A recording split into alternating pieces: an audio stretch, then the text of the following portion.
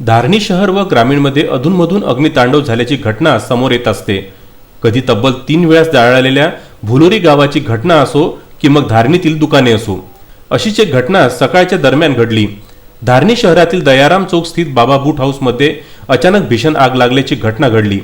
सकाळी वॉकिंग करता जाणाऱ्यांना बाबा बूट हाऊस मधून धूर निघताना दिसून आला व त्यांनी त्वरित बाबा बूट हाऊसचे संचालक व वरिष्ठ पत्रकार सुलेमान मेमन यांना घटनेची माहिती दिली।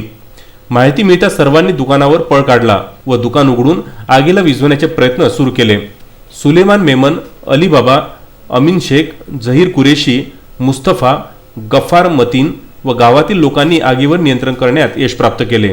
बाबा बूट हाऊस संचालकांच्या म्हणण्यानुसार आगीमुळे 1,20,000चा माल जळून खाक झाला, ज्यामध्ये पॅरागॉन, किलेस्को व ताराचे बूट, सॅन्डल, चपलांचा समावेश आहे।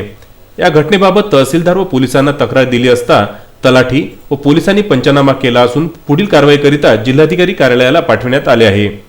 धारणी येथून तस्मीन शेख व जुगल किशोर जयस्वाल यांचा हा वृत्तांत।